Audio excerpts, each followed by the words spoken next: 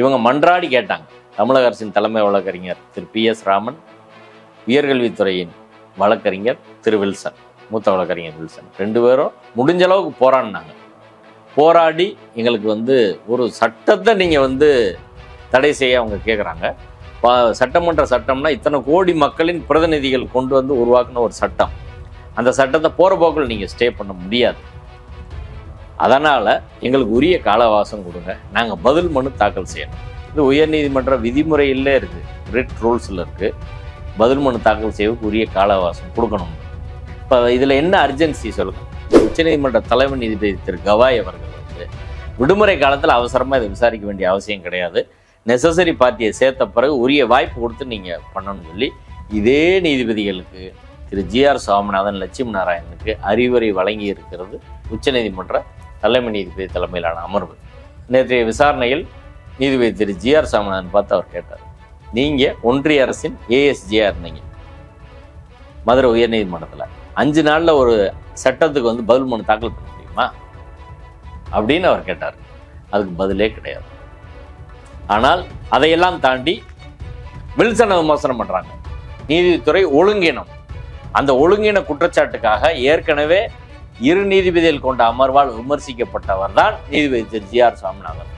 சவுக்கு சங்கர் கேஸில் என்ன நினச்சி போன வருஷம் ஆர்டர் டிக்டேட் பண்ணும்போது என்னன்னு மக்கள் கேட்கட்டுமே, என்ன பிரச்சனை அதில், அதை எதுக்கு ஆஃப் பண்ணுறீங்க? அப்போ வில்சன் கேட்குறாரு என்ன ஆர்டர்னு. ஏன்னா அவங்க சுப்ரீம் கோர்ட்டுக்கு போகிறதுக்கு ஒரு வாய்ப்பு கொடுக்கணும்ல, அப்லோட் பண்ணுறோம் பார்த்துக்க அப்படின்னா அதில் உள்ள கடுப்பில் இப்படி எழுதுறாங்க. இதெல்லாம் எந்த வகையில் சரியாக? ஒரு சீனியர் அட்வொகேட் இப்படி சொல்கிறது நாளைக்கு அவரோட மதிப்பை சீர்குலைக்காதா? இப்போ நீங்கள் எப்படி நடந்துக்கிட்டீங்கன்னா அவர் பொதுவெளியில் புறாத்தி அவர் விமர்சனம் பண்ண முடியுமா? சரிங்களா? அப்போ இந்த முறை இந்த அப்ரோச் சரி கிடையாது. நீங்கள் ஏஜியை மட்டும் பாராட்டுறீங்க. அவர் சொன்னார் நாங்கள் மனு தாக்கல் சென்று வாக் அவுட் கூட பண்ணியிருப்போம் அப்படின்னு. நீதிபதி லட்சுமி நாராயணன் கேட்டார், என்ன வாக் அவுட்னு சொல்கிறீங்க, அது என்ன அப்படின்னு நீங்கள் சொல்ல போச்சு அப்படின்னு கேட்டார். அதை ரெக்கார்ட் பண்ண முடியாது நீங்கள். இப்போ PS ராமன் அவர்கள் பிராமினால் நீங்கள் ரெக்கார்ட் பண்ண மாட்டீங்க. அப்போ அவர் ராமன்னா பிரச்சனை இல்லை, வில்சன்னா பிரச்சனை உங்களுக்கு. அரண்சை நேயர்களுக்கு வணக்கம். நான் மதன் நெறிவலகன். நமது சிறப்பு விருந்தினர் வழக்கறிஞர் வாஞ்சிநாதன் அவர்கள். நிறைய விஷயங்கள் விவாதிக்க இருக்கிறோம், அவரை வரவேற்கலாம். வணக்கம். வணக்கம். இப்போ பல்கலைக்கழக துணைவேந்தர்களை ஏமிக்கிறது தமிழ்நாடு அரசு நியமிச்சுக்கலாம் அப்படிங்கிற அதிகாரம் இப்போ ரத்து செஞ்சிருக்கிறதா விடுமுறை கால அமர்வு தடை விதிச்சிருக்கிறாங்க. இப்போ இது இப்போ ஏற்கனவே உச்சநீதிமன்றத்தில் தீர்ப்பு வாங்கப்பட்ட ஒன்றில் மாதிரி உயர்நீதிமன்றம் தலையிடுது அப்படின்னும் விமர்சனங்கள் வருது. பல்வேறு விவாதங்களும் போயிட்டு இருக்குது. உங்களுடைய பார்வை? அதாவது அடிப்படையில் இந்த வழக்கை விடுமுறை கால அமர்வில் விசாரணைக்கு ஏற்றதே தவறு. 2வது, இந்த வழக்கை மனுதாரர் தரப்பு தாக்கல் செய்த முறையும் தவறு. நீதிமன்றத்தில் நீதிபதிகள் இந்த வழக்கை அணுகிய முறையும் தவறு. எல்லாமே இந்த வழக்கில் அரசியல் சட்ட விரோதமாக தவறான முறையில் நடந்திருக்குது. இதனால் நீதித்துறையின் மதிப்பு, மாண்பு எல்லாம் குலைஞ்சிருக்கு அப்படின்னு தான் நான் பார்க்குறேன். இப்போ முதல் விஷயம் எடுத்துக்கிடுவோம். இந்த வழக்கை தாக்கல் செய்த முறை. இந்த வழக்கை தாக்கல் செய்த பிஜேபியோட மாவட்ட செயலாளர். எந்த மாவட்ட செயலாளர்? திருநெல்வேலி மாவட்ட செயலாளர் வெங்கடாச்சலபதி. அவர் திருநெல்வேலி ப்ராக்டிஸ் பண்ணுற அட்வொகேட்னு அவர் சொல்லிக்கிறார். ஆனால் இது ஒரு அரசியல் முக்கியத்துவம் வாய்ந்த ஒரு வழக்கு. ஏற்கனவே ஆளுநர் தொடர்பான வழக்கு உச்சநீதிமன்றத்தில் ஒரு வரலாற்று சிறப்புமிக்க தீர்ப்பு தமிழ்நாடு அரசு வாங்கினாங்க. அதன் தொடர்ச்சியாக தான் இந்த வழக்கும் வருது. இப்போ அப்படி ஒரு வழக்கில் அவர் தன்னிச்சையால் வழக்கு தாக்கல் செய்ய முடியாது.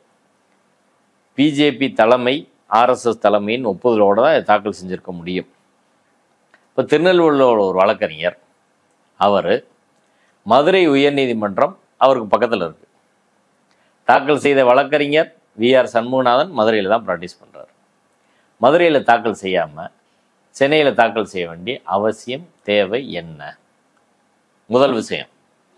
இப்போ இயல்பாகவே இந்த சட்ட திருத்தம் நோட்டிஃபிகேஷன் வந்தது ஏப்ரல் 11 வந்துடுச்சு. அதுக்கப்புறம் 20 நாள் அவருக்கு அவகாசம் இருந்துச்சு. மதுரை உயர்நீதிமன்றத்தில் வழக்கமான ரெகுலர் கோர்ட்லேயே அவர் ஃபைல் பண்ணியிருக்கலாம். ஆனால் அதை ஃபைல் பண்ணலை. என்ன காரணத்துக்காக ஃபைல் பண்ணலை? காரணம் எங்கேயாவது சொல்லியிருக்காங்களான்னு சொல்லலை. இப்போ பாஜகலேருந்து ஒரு முடிவு எடுத்து அந்த நீதிபதிகிட்ட போட வேணான்னு முடிவு பண்ணுறாங்க. ஏப்ரல் 11 30 வரை உயர்நீதிமன்றத்தில் பொதுநல வழக்கை விசாரித்த நீதிபதிகள் திருமதி நிசாபானு தலைமையிலான அமர்வில் தான் அந்த வழக்கு பொதுநல வழக்குகள் விசாரிக்கப்பட்டது.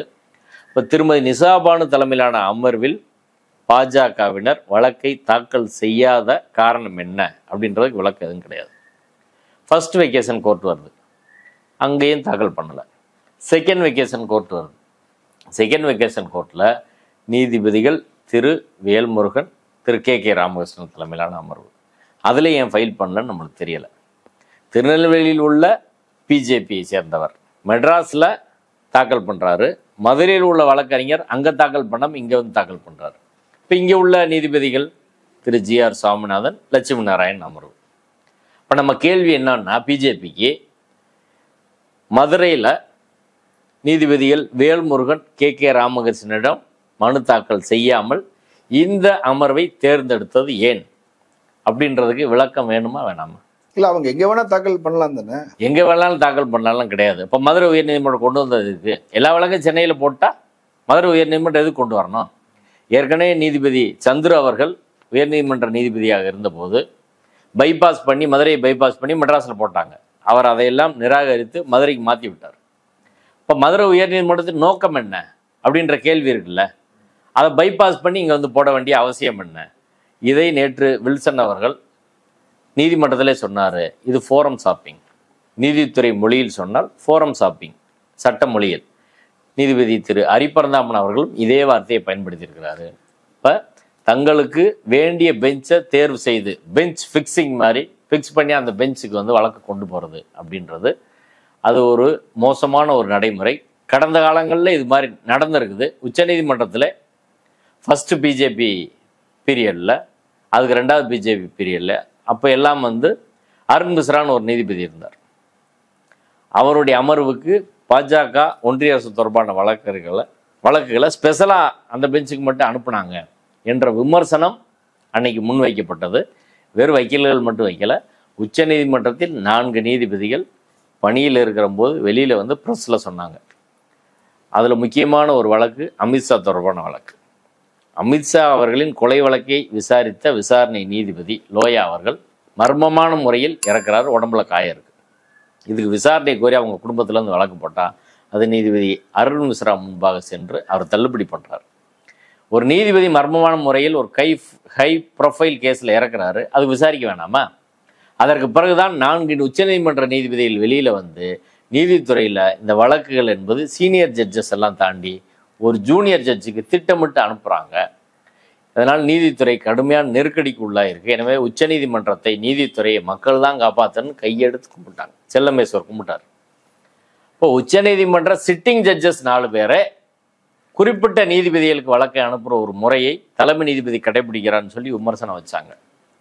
அப்போ ஒன்றிய அரசு அந்த ஃபோரத்தை தேர்ந்தெடுக்குது அப்படின்றதா அதில் நம்ம சொல்கிறோம், ஃபோரம் ஷாப்பிங்கிறது. இப்பையும் மதுரை உயர்நீதிமன்றத்தில் நீங்கள் எளிதாக வழக்கு தாக்கல் செய்ய வேண்டியதை விட்டு பெட்டிஷனரும் மதுரை ஜூரிஸ்டிக்ஷன், வக்கீலும் மதுரை ஜூரிஸ்டிக்ஷன், எதுக்கு இங்கே வரணும்? இப்போ ஒரு உதாரணத்துக்கு எடுத்துக்கிட்டால் மெட்ராஸில் ஒருத்தர் இருக்கார், வழக்கறிஞர் மெட்ராஸில் இருக்கார், மனுதாரர் மெட்ராஸில் இருக்கார். மதுரையில் போய் ஒரு வழக்கு போட்டால் அது அபத்தமாக தெரியுமா இல்லையா? அப்போ நீங்கள் பெஞ்சை வந்து இப்படி சூஸ் பண்ணுறது அப்படின்றது clear case of forum shopping. இதை பாஜக ஏன் இப்படி செய்தார்கள், அதுக்கு பாஜக தலைமை விளக்கம் சொல்லணும். ரெண்டாவது, அதை ரிஜிஸ்ட்ரி எப்படி அனுமதிச்சாங்க? உயர்நீதிமன்றத்தின் ரிஜிஸ்ட்ரி பதிவாளர் இதை எப்படி அனுமதிச்சாங்க? வெக்கேஷன் கோர்ட்டில் இப்படி மதுரையில் தாக்கல் செய்யாமல் சென்னையில் தாக்கல் செய்கிறத இவங்க எப்படி ஏற்றுக்கிட்டாங்க? நேற்று வில்சன் அவர்கள் சொன்னார், என்ன காரணம்னு கூட அவங்க சொல்லலை, அர்ஜென்சி சொல்லலை. இப்போ முதல் விஷயம் வந்து ஃபோரம் ஷாப்பிங், இது முதல் தடவை கிடையாது, ஏற்கனவே இது மாதிரி நடந்திருக்கு. எச்சிலை வழக்கிலும் இதே போல் உரிய பார்ட்டிகள், ஹெச்ஆர்என்சியோ போலீஸோ பார்ட்டியாக சேர்த்தா வேறு ஜட்ஜிட்டு போகும். ஆனால் நீதிபதி திரு ஜே.ஆர். சாமிநாதன் கொண்டு வருவதற்காக வழக்கை கொண்டு போய் ஆர்டர் உத்தரவு வாங்கினாங்க. அதுக்கப்புறம் டிவிஷன் பெஞ்சில் நம்ம ஜெயிச்சோம். இப்போ சுப்ரீம் கோர்ட்டில் அது பெண்டிங் இருக்குன்னு வைங்க. இப்போ ஒவ்வொரு முறையும் இது போல் பெஞ்சை வந்து ஃபிக்ஸ் பண்ணி கொண்டு போகிறது என்ற முறையை கடைபிடிப்பது சரியா? பிஜேபி இதுக்கு என்ன விளக்கம் சொல்லுது? பிஜேபியோட மாவட்ட செயலாளர் தான் போட்டிருக்கிறாரு. ஒரு விஷயம். ரெண்டாவது விஷயம், வாட் இஸ் த அர்ஜென்சி? விடுமுறை காலம்னா என்ன? நீங்கள் வழக்கமான கோர்ட்டை விட அதிக கேஸ் இப்போ ஃபைல் ஆகி நடந்துகிட்டு இருந்தால் என்ன அர்த்தம்? அப்போ என்ன அர்த்தம்னா இந்த நீதிபதி உத்தரவு கொடுப்பாருன்னு போடுறது. அதை எல்லாத்தையும் ரெஜிஸ்டர் எப்படி அலோவ் பண்ணுவாங்க? உச்சநீதிமன்ற தலைமை நீதிபதி திரு கவாய் அவர்கள் போன வாரம் இதே பெஞ்சில் சவுக் சங்கர் ஒரு கேஸ் போடுறாங்க. செல்வ பெருந்தகை தொடர்புடைய ஒரு வழக்கு சிபிஐ விசாரணை கேட்டு அதில் இன்ட்ரி ஆர்டர் போடுறாங்க. அதுக்கு எதிராக தமிழ்நாடு அரசு உச்சநீதிமன்றம் போகுது. உச்சநீதிமன்றம் செல்கிற உச்சநீதிமன்ற தலைமை நீதிபதி சொல்றாரு, விடுமுறை காலத்தில் அவசரமாக இந்த வழக்கை விசாரிக்க வேண்டிய தேவை அவசியம் என்ன?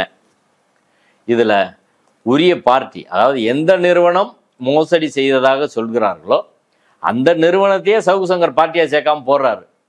அதை நீதிபதி கேட்காம இடைக்கால உத்தரவு போடுறாங்க. தமிழ்நாடு அரசு இதை சொல்கிற போது உச்சநீதிமன்ற தலைமை நீதிபதி திரு கவாய் அவர்கள் விடுமுறை காலத்தில் அவசரமா இதை விசாரிக்க வேண்டிய அவசியம் கிடையாது, நெசசரி பார்ட்டியை சேர்த்த பிறகு உரிய வாய்ப்பு கொடுத்து நீங்க பண்ணணும்னு சொல்லி இதே நீதிபதிகளுக்கு திரு ஜி.ஆர். சுவாமிநாதன், லட்சுமி நாராயணனுக்கு அறிவுரை வழங்கி இருக்கிறது உச்சநீதிமன்ற தலைமை நீதிபதி தலைமையிலான அமர்வு. அதை அவங்க ஃபாலோ பண்ணுவாங்களா மாட்டாங்களா? இப்போ இந்த வழக்குக்கு வாங்க. இந்த வழக்குலையும் தமிழ்நாடு அரசு தலைமை வழக்கறிஞர் திரு பி.எஸ். ராமன் என்ன சொல்றாரு, நேற்று அந்த ஹியரிங் முழுக்க ஒரு 2 மணி நேரத்துக்கு மேலே நடந்துச்சு. 4 மணிலேருந்து 6 மணிக்கு மேலே வரையும் நான் முழுக்க அதை பார்த்தேன். இவங்க மன்றாடி கேட்டாங்க. தமிழக அரசின் தலைமை வழக்கறிஞர் திரு பி.எஸ். ராமன், உயர்கல்வித்துறையின் வழக்கறிஞர் திரு வில்சன், மூத்த வழக்கறிஞர் வில்சன், 2 பேரும் முடிஞ்ச அளவுக்கு போராடி எங்களுக்கு ஒரு சட்டத்தை நீங்கள் தடை செய்ய அவங்க கேட்குறாங்க. சட்டம்னா இத்தனை கோடி மக்களின் பிரதிநிதிகள் கொண்டு உருவாக்குன ஒரு சட்டம். அந்த சட்டத்தை போகிற போக்கில் நீங்கள் ஸ்டே பண்ண முடியாது. அதனால் எங்களுக்கு உரிய கால அவகாசம் கொடுங்க, நாங்கள் பதில் மனு தாக்கல் செய்யணும். இது உயர்நீதிமன்ற விதிமுறையிலே இருக்குது, ரிட் ரூல்ஸில் இருக்குது. பதில் மனு தாக்கல் செய்வதற்கு உரிய கால அவகாசம் கொடுக்கணும்னு. இப்போ இதில் என்ன அர்ஜென்சி சொல்லுங்கள்?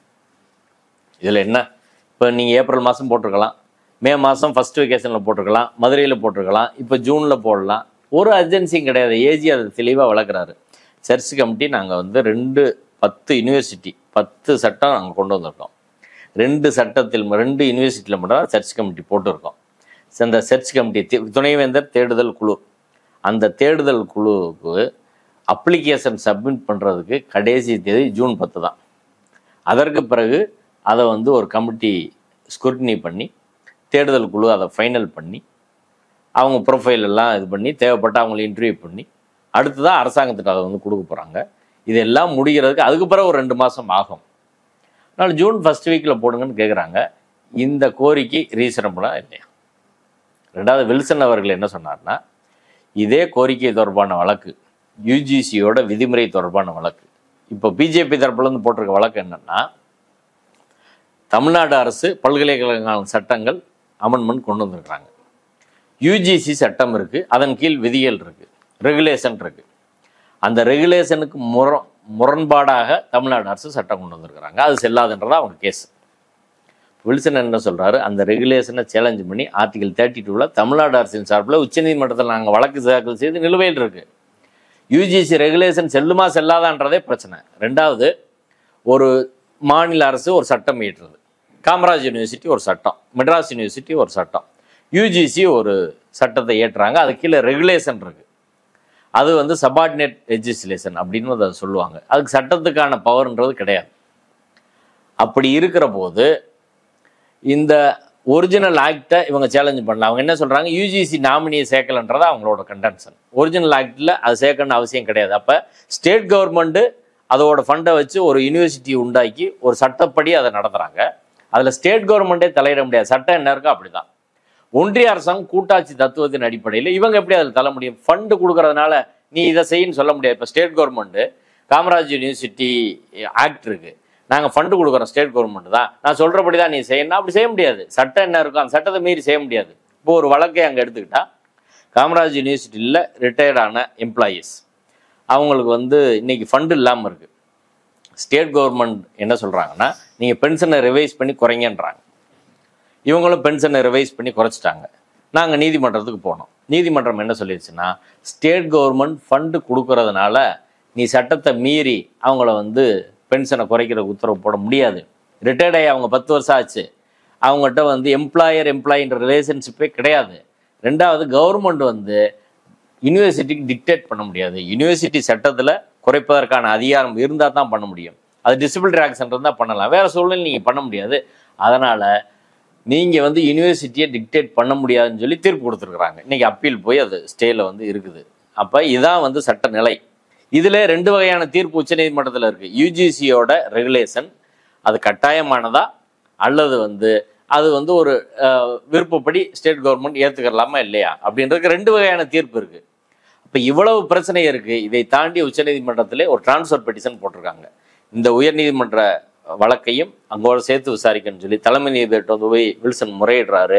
தலைமை நீதிபதி அவர்கள் உயர்நீதிமன்றத்தில் அதை சொல்லுங்கள், இங்கே வந்து பெண்டிங் இருக்குன்னு சொல்லி மனு தாக்கல் பண்ணுங்க அப்படின்னு சொல்லி மனு தாக்கல் பண்ணி அதில் காரணங்கள்லாம் சொல்கிறோம். யூனிவர்சிட்டியை பார்ட்டியாக சேர்க்கலை, நாங்கள் தலைமை நீதிபதி சொல்லிட்டோம், அங்கே பெண்டிங் இருக்குது, இந்த பிரச்சனை தீர்க்கப்படலை எல்லாம் சொல்லி நீங்கள் வந்து டைம் கொடுங்க, உச்சநீதிமன்றம் அதை முடிவு செய்யட்டும், டிரான்ஸ்ஃபர் பெட்டிஷன் முடிவு செஞ்ச பிறகு நீங்கள் நடத்துங்க, இல்லை அடுத்த வாரம் போடுங்க, இல்லை ஜூன் 1 வீக்கில் போடுங்க, இல்லை நாளைக்காவது போடுங்கன்னு அவர் கேட்டார். நான் டெல்லியில் இருக்கேன் வந்து பேசுகிறேன் அப்படின்னு. எல்லாத்தையும் வந்து நீதிபதிகள் நிராகரித்தாங்க. இது மக்களின் பார்வையில் அராஜகமாக தெரியுமா தெரியாதா? ஏற்கனவே அந்த பெஞ்சை விட்டீங்க. அவசர காலத்தில் உச்சநீதிமன்றம் தெளிவாக சொல்லிட்டாங்க சவுக்கு சங்கர் கேஸில், நீங்கள் இதை அவசரமாக விசாரிக்க வேண்டிய அவசியம் இல்லைன்னு. அப்போ உச்சநீதிமன்ற தலைமை நீதிபதியின் அறிவுரையே நீங்கள் எப்படி புறந்தள்ளுறீங்க? கவாய் அவர்கள் மகாராஷ்டிராவுக்கு போகிறாரு, பிஜேபி கவர்மெண்ட் அங்கே அவரை வரவேற்கிறது புரோட்டோகால் படி வந்து சீஃப் செக்ரட்டரி வரணும், அங்கே உள்ள கமிஷனர் வரணும், புறக்கணிக்கிறாங்க. அவரே அதை விமர்சனமாக சொல்கிறார். திருமாவளவன் சொல்லியிருக்காரு, காரணம் அவர் தலித்து. இது திருமாவளவன் விமர்சனமாக வச்சிருக்காரு. தலித்துகளை பாஜக என்ன போஸ்ட்டில் இருந்தாலும், கான்ஸ்டியூஷன் போஸ்ட்டில் இருந்தாலும் சரி, குடியரசுத் தலைவர் எப்படி நடத்தினாங்க ராமர் கோயில் கும்பாபிஷேகத்தில்? அப்போ பட்டியல் சமூகம், பழங்குடி சமூகம், மைனாரிட்டி இதெல்லாம் இவங்க நடத்துகிற பண்பு என்பது பார்ப்பனிய பண்பாட்டின் அடிப்படையில் கீழானவங்கள தான் நடத்துகிறாங்க. தலைமை நீதியாக வந்தால் யாருனாலும் அப்படி தான் நாங்கள் நடத்துவோம் என்ன அப்படி தானே அவங்க புறக்கணிக்கிறாங்க. அதே போல் தலைமை நீதிபதியின் வார்த்தைகளை இந்த நீதிபதிகள் புறக்கணிக்கிறது வந்து அவர் பட்டியல் சமூகன்றதுனால புறக்கணிக்கிறாங்களா எனக்கு தெரியலை. பார்க்குறப்ப நம்மளுக்கு வந்து ரொம்ப வருத்தமாக சங்கடமாக விஷயங்கள் வந்து இருக்குது. இதே நீதிபதிகள் தாங்க அறிவுரை சொல்லியிருக்காங்க. இப்போ என்ன அர்ஜென்சி? ரிஜிஸ்ட்ரி கேட்டிருக்காங்களா? ஜட்ஜஸ் கேட்டாங்களா? என்ன அர்ஜென்சி இதில்? ஸ்டேட்டு ஏஜி வந்து அவர் நேற்றைய விசாரணையில் நீதிபதி திரு ஜிஆர் சாமிநாதன் பார்த்து அவர் கேட்டார், நீங்கள் ஒன்றிய அரசின் ஏஎஸ்ஜியாக இருந்தீங்க மதுரை உயர்நீதிமன்றத்தில், 5 நாளில் ஒரு சட்டத்துக்கு வந்து பதில் மனு தாக்கல் பண்ண முடியுமா அப்படின்னு அவர் கேட்டார். அதுக்கு பதிலே கிடையாது. ஆனால் அதையெல்லாம் தாண்டி வில்சனை விமர்சனம் பண்ணுறாங்க. இன்னைக்கு உத்தரவு வந்திருக்குது, அவரையே விமர்சனம் பண்ணுறாங்க. அதாவது வில்சன் அவர்கள் அவர் முடிஞ்ச அளவுக்கு போராடினார். இந்த வழக்கில் உச்சநீதிமன்றத்தில் நான் தான் தலைமை நீதிபதிட்டு போய் சொன்னேன். தலைமை நீதிபதி என்கிட்ட தான் பர்சனலாக சொன்னார், நீங்கள் அதே கோர்ட்டில் போய் சொல்லுங்கள், இப்படி பெண்டிங் இருக்குன்னு சொல்லுங்கள், மெமோ போடுங்கன்னு சொன்னார். அதனால் நான் சொல்கிறேன், என்னை நம்புங்க அப்படின்னு கேட்டார். நீங்கள் விசாரிக்காதீங்க, இது வந்து தவறான ஒரு முன்னுதாரணத்தை உருவாக்குன்னு சொல்லி முடிஞ்ச அளவுக்கு வந்து அவர் டெல்லியில் இருக்கார், நாளைக்கு கூட வந்துடுறேன்னு கூட கேட்டார். அப்படி விடாமல் அவர் கோரிக்கை வச்சுக்கிட்டே இருந்தது இவங்களுக்கு ஒரு இரிட்டேட்டிங்காக வந்து தெரிஞ்சிருக்கு. அவரை கிண்டல் பண்ணுறது அப்படியெல்லாம் பண்ணிகிட்டு இருந்தாங்க. அதற்கு பிறகு இப்போ தீர்ப்பில் இடைக்கால உத்தரவில் வந்து மிக முக்கியமாக பேரா 31, 32 வந்து we say with utmost sadness and regret the approach of P Wilson was one of obstruction and not assistance. அவர் நீதிமன்றத்துக்கு உதவி செய்யலை, அதே சமயம் தடுக்கிறாரு. On the other hand the learned AG offer his assistance by addressing the court. ஏஜியை பாராட்டுறாங்க, ஆனால் வில்சனை வந்து விமர்சனம் பண்ணுறாங்க. அவர் தடுக்கிறார் நீதிமன்ற நடவடிக்கையை அப்படின்னு ஒன்று. இது அடிப்படையில் தவறானது. ரெண்டாவது பேரா 32 என்ன சொல்கிறாங்கன்னா, we do not need lectures from P Wilson. இது எதுக்கு சொல்கிறாங்கன்னா, வில்சனோட அறிவுரையெல்லாம் எங்களுக்கு தேவை கிடையாது, ஜுடிஷியல் டிசிப்ளின் இல்லை அப்படின்னு சொன்னேன். ஏன்னா உச்சநீதிமன்றம் இதே தொடர்பான வழக்கை எடுத்திருக்கிற போது நீங்கள் விசாரிக்கிறது வந்து முறைகேடானதுன்னு அவர் சொன்னார். சொல்ல வேண்டிய பொறுப்பும் கடமையும் இருக்குது. அவர் கிளையண்ட்டுக்காக அவர் பேசித்தானே ஆகணும். ஹையர் எஜுகேஷன் டிபார்ட்மெண்ட் இந்த வழக்கு தமிழ்நாடு அரசுக்கு மிக முக்கியமான வழக்கு. ஏன்னா பல்கலைக்கழகங்களின் ஏற்கனவே ஆளுநர் RN ரவி பல்கலைக்கழகத்தை முடக்கிட்டார். தமிழ்நாட்டில் பல யூனிவர்சிட்டிக்கு வீசி கிடையாது, உயர்கல்வியே முடங்குது. இப்போ மொத்தத்தில் பார்ப்பனியம் RSS தமிழ்நாட்டை எதில் குறி வைக்கிறாங்கன்னா கல்வியில் குறி வைக்கிறாங்க. இப்போ பள்ளி கல்வித்துறைக்கு 2200 கோடி நிதி தரணும், நீங்கள் வந்து தேசிய கல்விக் கொள்கையில் கையெழுத்து போட்டால் தான் கொடுப்போம் அப்படின்னு நிறுத்தி வச்சுட்டாங்க. நேற்று தமிழ்நாடு அரசு உச்சநீதிமன்றத்தில் வழக்கு போட்டிருக்கு. இப்போ ஃபண்ட் இல்லாமல் பிள்ளைகளுக்கு எப்படி புக்கு கொடுக்க முடியும், யூனிஃபார்ம் எப்படி கொடுக்க முடியும், காலை உணவு எப்படி கொடுக்க முடியும்? அப்போ பள்ளி கல்வியை, தமிழக மாணவர்களின் பள்ளி கல்வியை அளிக்கிறாங்க. ஹையர் எஜுகேஷனை ஏற்கனவே ஆளுநரை வைத்து வேந்தர் என்ற பொறுப்பில் இருந்துக்கிட்டு முழுக்க எல்லா யூனிவர்சிட்டிலையும் ஆளுநர் ஆதரவு குழுக்களை உருவாக்கி பண்ணாங்க. அதுக்கு நல்ல உதாரணம் சேலம் ஜெகநாதன். அவர் விசியாக இருந்தார். அவர் கரப்ட் ஆள், கேஸ் இருக்குது, அரெஸ்ட் ஆகி பெயிலில் வந்திருக்காரு. அவருக்கு இவர் பிரிவு விருந்து கொடுத்து பிரிவு விசாரணை விழா நடத்துகிறாரு. ஒரு கரப்ட் ஃபெல்லோவுக்கு அப்படி பண்ணுறாரு. அப்போ அவர் சொல்கிறத அவர் செஞ்சதுனால தான் செய்கிறாரு. இப்போ முழுக்க ஆளுநர் RN ரவி உயர்கல்வி தமிழ்நாட்டு மாணவர்களுக்கு கிடைக்கக்கூடாது அப்படின்னு பல அரசியலை பண்ணுறாரு. இப்போ பார்ப்பனியத்தோட அடிப்படை கோட்பாடு கல்வி, எதை கொடுத்தாலும் சூத்திர பஞ்சம்னு கல்வியை கொடுக்காது. 2000 வருஷமா பார்ப்பனர்கள் தொடர்ச்சியாக அரசு அதிகாரத்தில் எப்படி இருக்கிறாங்கன்னா கல்வியை அவங்க கண்ட்ரோலில் வச்சுருக்காங்க. கல்வியும் சொத்து அவங்க கண்ட்ரோலில் இருக்கும். நம்மகிட்ட சொத்து இருக்கக்கூடாது. அதனால தான் மார்பிலேருந்து மீசை வரை வரி போட்டாங்க. அடுத்து சொத்துல என்ன படிக்க முடியாதுல்ல. இன்னைக்கு வரை நிர்மலா சீதாராமன் சொத்தையும் பிடுங்குறாங்க, இவர்கள் படிக்க விடாமல் நம்மளை தடுக்கிறாங்க. இதான் அவங்க கல்வியை வைத்து அரசு அதிகாரத்துக்கு போனாங்க. அரசு அதிகாரத்தை வைத்து சமூக அதிகாரம், சமூக செல்வாக்கு எல்லாத்தையும் பெருக்கிட்டு அவங்க இருக்கிறாங்க. அது முகலாயர் காலமாக இருக்கும், வெள்ளைக்காரன் காலமாக, எல்லாத்துலேயும் அவங்க அப்படி தான் இருக்கிறாங்க. அப்போ கல்வி என்பது அவங்க கட்டுப்பாட்டிலே இருந்துச்சு. திராவிட இயக்கம், கம்யூனிஸ்ட் இயக்கம்லாம் வந்த பிறகு கல்வியை எல்லாருக்கும் பரவலாக்குனாங்க. வெள்ளைக்காரன் கூட பரவலாக்குனான். அது அவங்களுக்கு பிடிக்கல. இப்போ நம்ம பிள்ளைகள்லாம் அவங்கள ஃபீட் பண்ணி அவங்கள தாண்டி மேலே போயிட்டு இருக்கிறாங்க. இப்போ கல்வினால தானே இவங்க போகிறாங்க, ரெண்டையும் காலி பண்ணு அப்படின்றதா RSSோட அஜெண்டா. அதுக்கு தான் ஆளுநர் ரவி வேலை செஞ்சார். இப்போ அடுத்த கட்டமாக அதற்கு உச்சநீதிமன்றம் செக் வச்சிருச்சு. இப்போ மேல்முறையீடு போவோம் அப்படின்னு சொல்லியிருக்கிறாங்க இல்லையா? மேல்முறையீடுல என்ன நடக்கும்? சாத்தியமான ஒரு வாய்ப்பு இருக்குதுன்னு நினைக்கிறீங்களா? இல்லை, அதில் மேல்முறையீடை பொறுத்தவரை இப்போ இந்த வில்சன் அவர்கள் மீது சொல்லி இருக்கிற விமர்சனம் இதெல்லாம் கண்டிப்பாக எடுத்து சொல்லுவாங்க. அதில் வில்சனோட லெக்சர் தேவையில்லைன்னு நீதிபதி திரு GR சாமிநாதன் சொல்கிறார்ல. வில்சன் என்ன சொல்கிறாரு, இப்படி நீங்கள் விசாரித்தா ஜுடிஷியல் இன்டிசிப்ளின் அப்படின்னு. அதெல்லாம் எங்களுக்கு தெரியும், நாங்கள் டிசிப்ளினோட இருக்கோன்னு சொல்கிறாரு. ஆனால் ஒரு உதாரணம் சொல்கிறேன். நீதிபதி திரு GR சாமிநாதன் அவர்கள் கரூர் எச்சில் இலை வழக்கில் ஏற்கனவே 2 நீதிபதிகள் கொண்ட அமர்வு, நீதிபதி மணிக்குமார் தலைமையிலான அமர்வு 2015 எச்சில் இலை சடங்கை தடை பண்ணிட்டாங்க. அதற்கு பிறகு 8 வருஷம் கழிச்சு இவர் அந்த வழக்கு எடுத்து விசாரித்து 2 நீதிபதிகள் அமர்வு தீர்ப்பு செல்லாதுன்னு சொல்லி இவர் ஆர்டர் போடுறாரு. நாங்கள் அதில் அப்பீல் போய் இன்னைக்கு அவர் ஜட்ஜ்மெண்ட்டை ரிவர்ஸ் பண்ணி நீதிபதி GR சாமிநாதன் அவர்கள் 2 நீதிபதிகள் அமர்வு தீர்ப்பை ரத்து செய்தது ஜுடிஷியல் இன்டிசிப்ளின் அப்படின்னு சொல்லிட்டாங்க. அவர் மேலே ஏற்கனவே அந்த விமர்சனம் இருக்கிறது. ஏன்னா 2 நீதிபதிகள் தீர்ப்பு கொடுத்தா ஒன்று அதில் ரிவ்யூ பண்ணணும், இல்லை சுப்ரீம் கோர்ட்டுக்கு அப்பீல் பண்ணணும். எப்படி சிங்கிள் ஜட்ஜ் பண்ண முடியும்? இப்போ உச்சநீதிமன்ற தீர்ப்பை உயர்நீதிமன்றம் நிராகரிக்க முடியுமா? உச்சநீதிமன்றத்தில் 5 நீதிபதிகளின் தீர்ப்பை 2 நீதிபதிகள் நிராகரிக்க முடியுமா? அப்படி செஞ்சால் அது ஜுடிஷியல் இன்டிசிப்ளின், நீதித்துறை ஒழுங்கினம். அந்த ஒழுங்கின குற்றச்சாட்டுக்காக ஏற்கனவே 2 நீதிபதிகள் கொண்ட அமர்வால் விமர்சிக்கப்பட்டவர் தான் நீதிபதி திரு GR சாமிநாதன். சவுக்கு சங்கர் கேஸில் என்ன நினச்சி, போன வருஷம் உண்டாஸ் கேஸை ரத்து பண்ணுற போது அவர் என்ன சொன்னார், 2 ஹைலி பிளேஸ்டு பர்சன்ஸ், சமூகத்தில் ரொம்ப அதிகாரம் கொண்ட நபர்கள், இல்லை சமூக செல்வாக்கு கொண்ட நபர்கள் என்னை பார்த்தாங்க, கேம்பஸில் பார்த்தாங்க, அழுத்தம் கொடுத்தாங்க. சொன்னால் உடனே போலீஸில் பிடிச்சி கொடுக்க முடியாது, கண்டெம்ட் எடுக்க முடியாது. யார் பார்த்தா? ஒன்று திமுக தரப்பு பார்த்துருக்கணும், இல்லை பிஜேபி, RSS, ADMK தரப்பு பார்த்துருக்கணும். அதை நீங்கள் இன்னைக்கு வரை சொல்லலை. அதை 3வது நீதிபதி திரு ஜெயச்சந்திரன் அவர்கள் கண்டிச்சார்.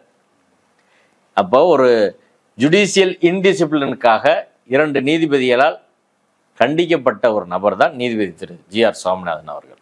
அவர் வில்சனுக்கு சொல்கிறாரு, உங்களோட அட்வைஸ் எல்லாம் எங்களுக்கு தேவை கிடையாது அப்படின்னு சொல்கிறது எந்த வகையில் இது சரியானதாக இருக்க முடியும் அப்படின்றதான் என் கேள்வி.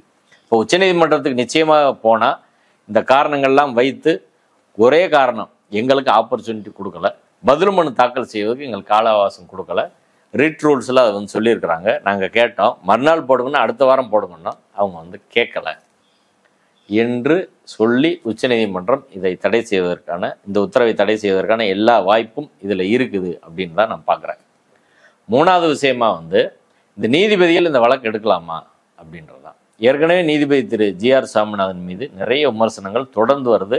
திராவிடர் கழகத்திலிருந்தெல்லாம் எல்லாம் பெரியார் திராவிடர் கழகம், தந்தை பெரியார் திராவிடர் கழகம் மனுவே குடியரசுத் தலைவருக்கு உச்சநீதிமன்ற தலைமை நீதிபதிக்கு அனுப்பியிருக்கிறாங்க. ஏன்னா அவர் பாண்டியோட நிகழ்ச்சியில் இருக்கார், ராஜாவோட இருக்கார், ஆளுநர் RN ரவியோட இருக்கார், RSSோட பல்வேறு அமைப்புகள் நிகழ்ச்சியில் அவர் போய் கலந்துக்கிறாரு, திராவிட இயக்கத்தை விமர்சிக்கிறார், ஓப்பனாக பேசுகிறாரு. இதெல்லாம் பல பிரச்சனைகள் இருக்குது.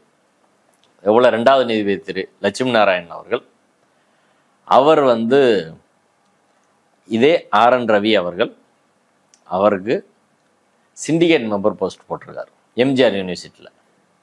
அவரோட பிரதர் ராகவாச்சாரி அவர்கள் பிஜேபியோட சீனியர் அட்வொகேட்டு. அவங்க சகோதரி இதே தீர்ப்பை விமர்சனம் பண்ணி டைம்ஸ் ஆஃப் இந்தியாவில் ஆர்டிக்கல் எழுதியிருக்கிறாங்க. இப்போ இப்படியான விஷயங்கள்லாம் வருகிற போது மதுரையில் போட வேண்டிய வழக்கு அந்த நீதிபதிகளை தாண்டி இந்த நீதிபதிகளை செலக்டிவாக கொண்டு வராங்க. ரெஜிஸ்ட்ரி இது கேள்வி கேட்காம இவங்க முன்னாடி பிளேஸ் பண்ணுறாங்க. ஸ்டேட் கவர்மெண்ட் இதை அப்போஸ் பண்ணுறாங்கன்னா இது வேறு பெஞ்சுக்கு போட்டு போக வேண்டியதானே? இதை தாண்டி இவ்வளோ உறுதியாக நின்று ஏன் வந்து பண்ணணும்? அப்போ அந்த நோக்கம் என்னன்ற கேள்வி எல்லாருக்கும் வருமா இல்லையா? நேற்று இதை ப்ரொசீடிங்ஸை பார்த்த எல்லாருக்குமே அந்த கேள்வி வரும். இவ்வளவு ஸ்டேட் மன்றாடி கேட்குறாங்க, ஒரு ஏஜி கேட்குறாரு, ஒரு சீனியர் அட்வொகேட் கேட்குறாங்க. அது கூட நீங்கள் வந்து ஈல்டாகாமல் அது ஒரு ரீசனபிள், அவங்க கோரிக்கை என்பது reasonable. There is no urgency. விடுமுறை கால கோர்ட்டில் எடுக்க வேண்டியதில் சட்டத்தை தடை பண்ண சொல்லி நீங்கள் கேட்குற போது அது அதுக்கு உறுதியாக எந்த ஜட்ஜ் இருந்தாலும் கொடுத்துருப்பாங்க. இப்போ இதன் மூலம் நம்ம என்ன புரிஞ்சுக்கிறோம்னா, வெறும் அரசியல் சட்டம் அப்படின்றத தாண்டி சித்தாந்த ரீதியாக நீதிபதிகள் வழிநடத்தப்படுகிறார்களோ அப்படின்ற கேள்வி இருக்கு. இதே நான் உறுதியாக சொல்கிறேன். இவர்கள் இடத்தில் நீதிபதி திரு GR சுவாமிநாதன், லட்சுமி நாராயண் இடத்துல வந்து வேற எந்த நான் பிராமின் ஜட்ஜ் இருந்தாலும் அவர்கள் உறுதியாக டைம் கொடுப்பாங்க, பயந்துருவாங்க. அப்போ எப்படி நீதிபதிகள் வந்து நீதித்துறைகள் செயல்படுறாங்கன்னு நான் பிராமின் ஜட்ஜஸ் புரிஞ்சுக்கிறணும். இப்படி தான் இன்னைக்கு சிஸ்டம் போகுது. அப்போ இப்படியே போனால் நீதித்துறையோட மாண்பு மதிப்பெல்லாம் என்ன ஆகும்? நீங்கள் சித்தாந்தத்தை உள்ளே கொண்டு வரப்போ இன்னைக்கு பல நீதிபதிகள் வந்து ரிட்டையர்ட் ஆகிற போது இல்லை உச்சநீதிமன்ற ஓய்வு பெற்றன எல்லாரும் சொல்கிறாங்க காவி சிந்தனை என்பது தீவிரமாக நீதித்துறைகள் வந்து நுழையுது. நிறைய ஜட்ஜஸ் அட்மிட்டே பண்ணிக்கிறாங்க. நான் RSSல இருந்தேன், திரும்ப RSSக்கு போகிறேன். ஒருத்தர் ரிசைன் பண்ணிட்டே கல்கத்தா ஹைகோர்ட்ல வந்து பிஜேபியில் போய் சேர்ந்துட்டார். ஒரு நீதிபதி MP எலெக்ஷன் நின்னார்ல. அப்போ இப்படியெல்லாம் காவி சிந்தனை என்பது இப்போ காங்கிரஸ் இவ்வளவு காலம் ஆட்சியில் இருந்திருக்கு.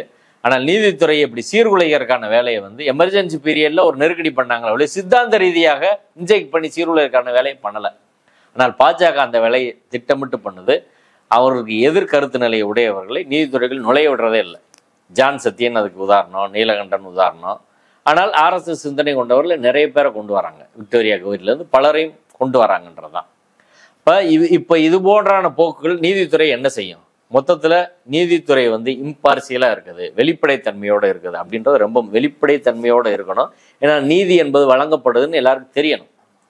அப்போ வெளிப்படைத்தன்மை இல்லாமல் சித்தாந்த ரீதியாக நீதிபதிகளுக்குள்ள வந்து முரண்பாடு தோண்டுகிற போது அது மிகப்பெரிய பிரச்சனையாக வரும். இந்த போர்ட்ஃபோலியோ அலோகேஷன் எதுக்குங்க? இந்த 2 ஜட்ஜஸ்க்கு 2 தொடர்ந்து டேம் கொடுக்குறீங்க. 2வது வெக்கேஷன் கோர்ட்டு 3வது வெக்கேஷன் கோர்ட்டு யாருக்குமே கொடுக்கலையே. இப்போ தலைமை நீதிபதி இந்த போர்ட்ஃபோலியோ அலோகேஷனில் நிறைய அரசியல் நடக்கிறதா வந்து நீதிபதிகளே புகார் பண்ணுறாங்க. அதுக்கு ஒரு சிஸ்டம் வேணும்ல. தலைமை நீதிபதி அவருக்கு அந்த ரைட் இருக்கிறதுனால இஷ்டத்துக்கு அலாட் பண்ண முடியாது போர்ட்ஃபோலியோ.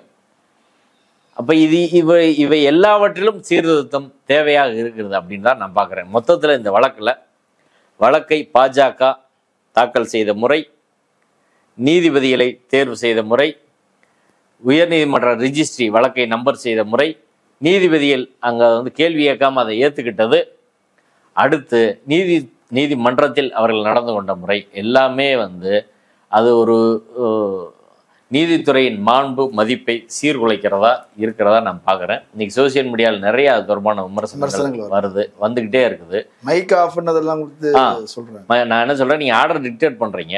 ஆர்டர் டிக்டேட் பண்ணும்போது என்னன்னு மக்கள் கேட்கட்டுமே, என்ன பிரச்சனை அதில்? அதை எதுக்கு ஆஃப் பண்ணுறீங்க? அப்போ வில்சன் கேட்குறாரு என்ன ஆர்டர்னு. ஏன்னா அவங்க சுப்ரீம் கோர்ட்டுக்கு போகிறதுக்கு ஒரு வாய்ப்பு கொடுக்கணும்ல. அப்லோட் பண்ணுறோம் பார்த்துக்க அப்படின்னா அதில் உள்ள கடுப்பில் இப்படி வந்து எழுதுறாங்க.